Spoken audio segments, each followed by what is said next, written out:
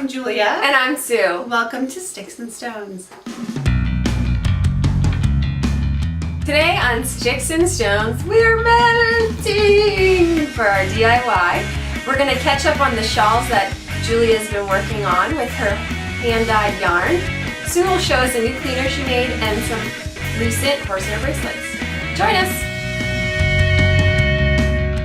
Alright, here we are in episode 14. We're chugging along. It is early October and fall is upon us. So I hope you enjoyed our last episode, all things fall. But today we're inside, so we're going to do some melting. That'll be fun. Why don't you show what you melted? I didn't melt this. Oh yeah. My husband melted this. This is the project we're doing today. Yes, this is a Tupperware lid that you sandwich between a toaster oven and a cookie pan, and then you turn the toaster oven on. And you get this. You can make it into a necklace. You can make it into an earring. I'm sure you can find a way to make it into a hat yes. for the Kentucky Derby. That would be lovely. Not really. No, really, we're not doing that.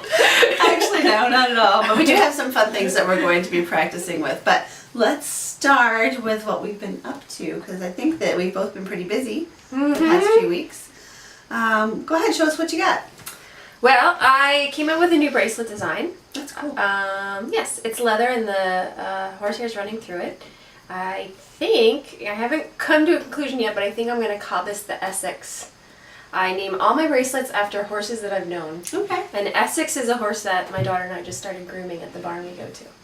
So he's a great big chestnut, and not all the leather will be chestnut, but he's a great big chestnut horse. Mm-hmm. And so I think that's what I'm going to name it. And I made a bracelet for my niece, which I actually sent to her, but I'll have a picture of it. That's very similar to this one, but instead of black leather, I used turquoise leather. Okay. Because, she's 6, and that would be way better than black. I know. When she's 9, it'll be black. And I've also been working on this bracelet, which I think turned out really nice. That's this is really for beautiful. A customer. This is a garden gala bracelet, and then I added beads to it. I love that with the beads. Yeah, and the horsehair is multicolored, so they weren't sure what color beads to do, so we went with the basic silver, because that's always a winner. That's really very pretty. So, yeah.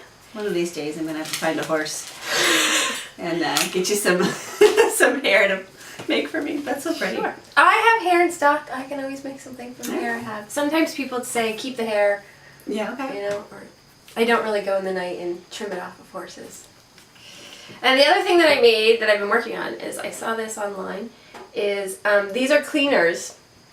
So these are orange shells, orange peels, and this is lemons and limes that I juiced them. Okay. Actually, last night I made a salmon citrus salsa verde. Why did I think you were going to say I made a salmon scented cleaner? No. But I used the oranges and the lemons in it. Okay. And so then I stuck the peels in here, and you cover it with vinegar, and then you just let it sit until all the oils come out of the citrus, and then it scents the vinegar. Because I'm a big vinegar cleaner. I clean everything with vinegar and water. My family hates the smell of it. Right. I think it smells like clean, because my mom always used vinegar and water. But they don't like it. So this is a way to scent your vinegar, and then after it's done, you can dilute it with some water and put it in a spray bottle or put it in a bucket and clean your floor. So don't they say that citrus cleaner is supposed to be really powerful too? Like not just the vinegar, but the citrus itself adds something to it? Probably. I don't know. It smells really nice. nice. I use citrusol too, which is a citrus-based cleaner. Yeah. Yeah. So How easy. How easy, and it's a great thing to do with your leftover peels and juices and everything else. That's so. really No, neat. I did not make salmon scented cleaner. That would be disgusting. That'd be a bit much. Unless you really like fish. Which that's not my house. I can't even make shrimp in my house without hearing it's really strong smelling in here. My husband's not a fish eater, so. Alright, well what have you been doing? I've been playing around. Every now and again I get this need to start 18 projects and just see what they're gonna look like, and I kind of did. You just gotta try it, and if it doesn't work, okay, we can move on. Take it out, and so I made a bunch of tiny little things, but I've got a couple that have kind of stuck with me. So I'll just show you some of these. This is called, it's a scarf. It's called Biased. So I thought for some reason when I started it that it was going to block square, but now that I look at it, it's really angled, and I think the scarf will ultimately have a point at the bottom instead of being a square bottom. But it's just a real simple lace rib pattern. It's super easy to memorize, and this is the yarn that I kettle dyed black. I showed you guys this back right when we were doing our dyeing episode. The yarn in here looks very, very purple in this light. At my house, it looks very, very gray. So it's a really unusual It is. It looks color. a little sky blue in these right here. And this was dyed with just plain black Wilton food coloring in a crock pot. So I would not have expected the variety of colors that I've gotten out of black. You know, I knew it was probably going to break, but I really didn't expect it to be like this. So I've been having fun seeing what this yarn is going to turn out to look like ultimately, and it'll be a neat little scarf, whether for winter or fall. We'll see. Yes, I like the colors. I think it looks periwinkle. Yeah, it's really unusual. I am very surprised by it every day, so that's kind of cool. You never know what you're going to get when you play around with dye.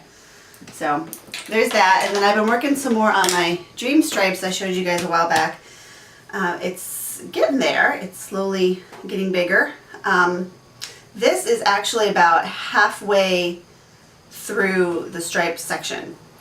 Ultimately, before I do the edging, I'll have 297 stitches, and I'm only at like 150, so I got a long way to go here because every row gets longer and bigger and takes forever.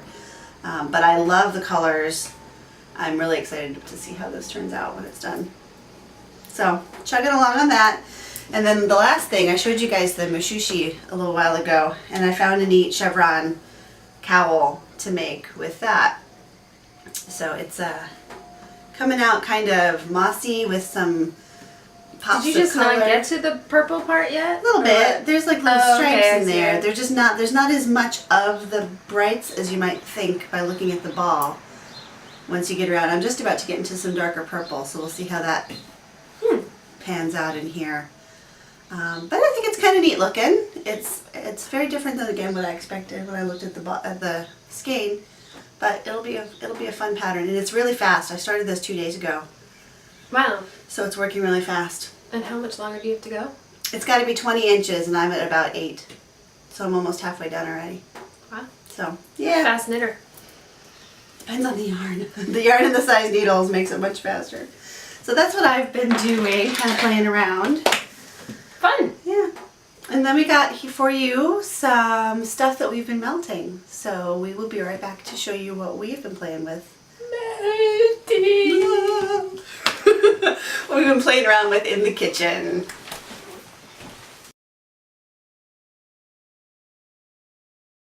So we're back. We're back. We've had a lot of fun.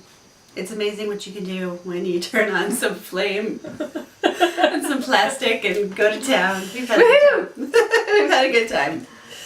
So one of the things that we've really played with is wax and crayons. The Crayola factory is actually right here in town, right where we live. So we have a lot of crayons. We do. You were saying that you guys get a whole lot, right? We do, yeah. Because every event that you go to here, every fair or festival, usually the Crayola factory is there, and they give out free crayons. And then my children need to pick up the free crayons because they're free. Right. You know, so they have to have them even though we have many, many, many crayons. We still need to get them because they're free. And you never know what color you're going to get in the box. Right. Plus, when you go to the Crayola factory, they give you these tokens, and then you can go to this machine and you put the token in, and then one machine gives you markers, one machine gives you crayons, and another place you can get Model Magic. Yeah. But we have to put all those in to get the crayons. And they also started doing, you can go to stations and get different color crayons, because usually the ones in the machine are primary colors, but now you can go to different stations and get like, you know, sparkly black or something. It is a lot of fun. So if you're ever in Easton, you gotta check out the Crayola factory. It's really pretty neat. It's a fun time. But we have a lot of crayons. Yes. So I've been looking for things to do with them because we can only house so many. So the idea that I came up with crayons, well actually that I found online, is to make them into different shapes. And so I just took different color crayons, I chopped them up, These are fun. And I put them in this mold. It's a silicone ice cube tray that I got at the dollar store. Mm-hmm. I won't be using it for ice cubes anymore because it's all crayony. But I just put it in there. I experimented with different ways of melting them. One, I took a pan of water and heated the water and then put this in the pan, but they didn't really melt evenly, so then I stuck it in the oven on 250. Okay. And you kind of have to, you mound up the crayons and then they melt and then you have to add some more. Oh, all right. To fill it to the top. Yeah, they do. Unless, I suppose I could have cut them smaller. Online I saw somebody who did this in their car in the summer. And so they rolled up all the windows and put this on their dashboard. Oh, that's fun. I would definitely make sure you cover your work surface when you're working with crayons. Yeah. Because I did this in my cake pan and then there was like melted crayon on the side of it. And they get pretty I messy. couldn't get it out. Oh, no. I'm sure it'll be fine. Our next cake will Tastes really good. The other thing I did with crayons is I hacked my glue gun. I took out the part that holds the glue stick in because glue sticks or crayons are bigger than glue sticks. Okay. So I took that part out. I took the whole gun apart, unscrewed it, took a picture of what it looked like because when you're messing around in there, the spring pops out and everything. And so that way you can put crayons in and use it to write and make different shapes. Yeah. So I was experimenting with it on these cards that I've been making, and it didn't quite turn out the way I wanted, so I started peeling it off. Yeah. And it left an imprint on the bottom, underneath on the paper. So that's a different kind of a texture than what you get. It's not even quite like you. I mean, I would expect it to look like you colored, but it's not. It looks like it's soaked in or dyed. Or something. It almost looks like watercolors. Yeah. It's And really it might be cool. this paper too that it gets that splotchy technique, but That's neat. it's not something I'd let kids use because it's hot and the crayon drips everywhere. But it's still fun. Yeah. It was something new to do with a dying glue gun. Yeah. If you have an extra glue gun lying around. Yes. I used crayons to make a sun catcher. I shaved up the crayons and put them between two pieces of wax paper, and then we ironed it so that the crayons melted in between and the wax all sticks together. And in a window, this actually looks really cool. What you'll notice here though, and we found out the hard way, this side is really light compared to this side. This side we ironed more, and so the crayon actually melted out from in between the wax and got onto the fabric. So be sure you use an ironing cloth or you're going to get it all over your ironing board cover. Right.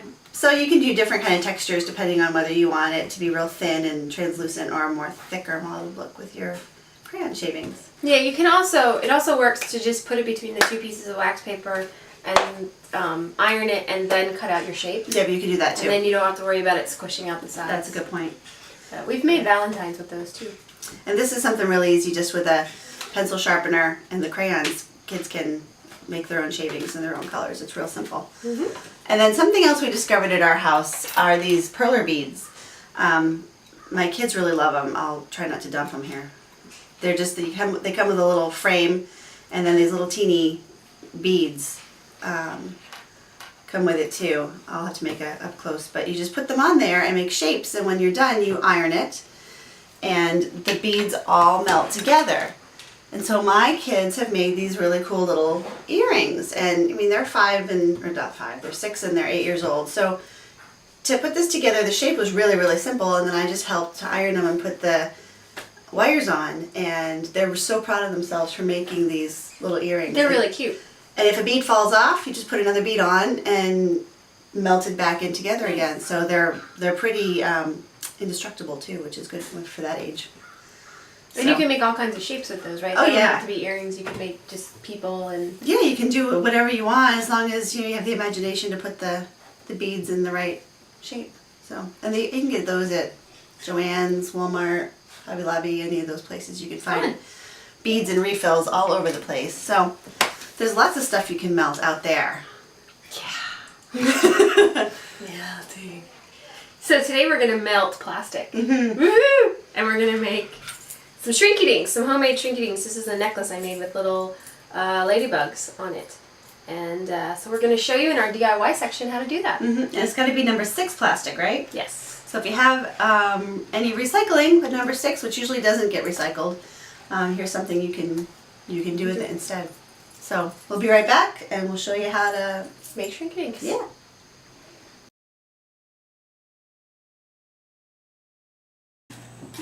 Okay, to make shrinky dinks from plastic, you need a couple of tools. You need plastic, you need scissors, you need a hole puncher, and you need permanent markers. So the plastic needs to be number 6 plastic. Number 6 plastic shrinks down really tiny. Depends on what kind you have. This is a really flimsy number 6 plastic, and this is actually the container from a Nutter Butters. Yum. This is a thicker plastic. As you can see, it's really thick, but it is number 6, and it shrinks a little bit, but not very much. And this is from some sort of electronic thing. I found it in a box recently. Number 6 plastic is actually getting a lot harder to find. It's very hard to recycle, so a lot of municipalities won't recycle it. And so a lot of companies are going to a more recyclable plastic like a number 1. My ladybug necklace here was actually made from Oreo container. And recently when we finished up Oreos, we found out that it was number 1 plastic. Oh. My kids were kind of disappointed because they are always like, is it number 6? Not sure what I'm teaching them there, but it's okay. So you have to look at your containers and see if they're number 6s. Scissors to cut your plastic. The hole punchers, when you make holes to add, if you're going to add it to a necklace like I did, you need to make a nice big hole with this, and so you need to overlap punches. I punched it 3 times. If you just had one punch, I could just barely get my jump ring through some of these because it shrank down so much, and it actually got really thick. I mean, it's like 1/8 of an inch thick. It looks a lot like glass now. I think it's pretty neat. Yeah, and this is like, you know, minuscule. This is millimeters thick, and so it's pretty cool. But you need to make sure you have a big enough hole if you're going to put a ribbon or something through. Right. So take the hole puncher and overlap your punches at least 3 times to make a nice big hole. And then permanent markers of any kind, Sharpies, or these are Bic, I think, here too. And that's what you can use to color it in. Because that'll stay on the plastic. If you try and use other kinds of markers, it doesn't really adhere to the plastic. So they're not water soluble or anything? You don't have to have a special kind of like alcohol ink or something like that? No, we just use permanent markers. Okay. So I don't know, maybe you can use alcohol ink. Never tried it myself, but I've heard about it. So. And the other tool you need is an oven to bake them. Mm-hmm. So we're going to bake them next. Nice. It's gonna be gorgeous. To cook your shrinky dinks, you're gonna set your oven at 350 degrees and put your oven rack on the lowest setting. We're gonna put the shrinky dink pieces on a piece of foil so you're not ruining a pan, just in case things don't turn out the way you expect. And put it in. You're going to close the oven and cook it for 90 seconds. After 90 seconds, then you're going to pull the oven open a few inches, just like you would when you're broiling, and cook for another 2 minutes. So I'm going to put it on for 90 seconds. After your 3.5 minutes is up, you pull your shrinky dinks out. I like to just slide this right onto cutting boards. They don't all go flying back into the oven. And there you go. Our black ones didn't shrink that much, but these shrank a lot. Very cool. Alright, so as long as we're talking about melting things, I wanted to tell you guys, I didn't know if you knew that you can determine a mystery fiber, the content of the mystery fiber, by seeing if it will melt. So I brought along a couple things today, and I just want to show you what happens when you melt or burn different kinds of fiber, and then I'll link to a website at the end that has some real specific ways to determine your fiber content just by the color of the flame and how something burns. So this is 100% wool. It's nature spun sport weight, and so I'm just going to put this near the flame and we'll see what happens to it. Don't blow out, flame. So when I get close, it doesn't do much. I got to get it right in the flame here, and then it starts to go. But it's not really there it goes. It caught on fire for a second. So a real fiber will not melt so much as it will burn. Whew. and it does stink, so beware of that. This is microfiber from Lion Brand, and this is 100% acrylic, so we should see this melt even before it gets close to the flame. So watch closely and let's see what it does. Yeah, you see how it starts to go a little bit before it even gets in the flame? It just shrivels up. And acrylic will melt. And that one actually caught on fire. That will melt versus burn. So now I have a mystery fiber. I don't know what this is. It kind of looks like a blend of some sort to me, but we're going to see what it does when I get it close to the flame. So here we go. This one is melting. So I would actually say, I'd hedge a bet, that this one is more acrylic than it is natural fibers. So if you ever have a question about what it is you're using and you want to determine if you think it's acrylic or not, just put it near a flame and see how it goes. You should find that one will melt and one will burn. So we shrinked and we dinked. Mm-hmm. And this is what we came up with. Ta-da! It's so tiny I can hardly see it. I know. We had some fun time. We really were not expecting some of the results that we got, so this is kind of cool.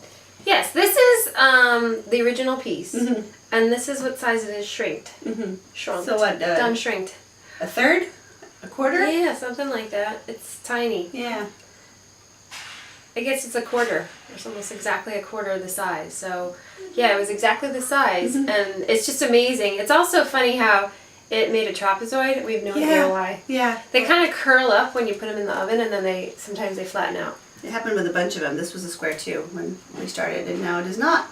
Huh. I don't know. None of them are actually squares. All of them are funny shapes. Yeah. So anyway, so yeah, this one was the plastic that was from the cookie tray, Mm-hmm. and when it shrank, it turned white too. So this is another piece that we made. Right. That was bigger. We cut 3 holes in it, so the hole was about that big, and it shrank down to that. And it was also ridged. Right. And it flattened out. So all the little ridges now are the stripes.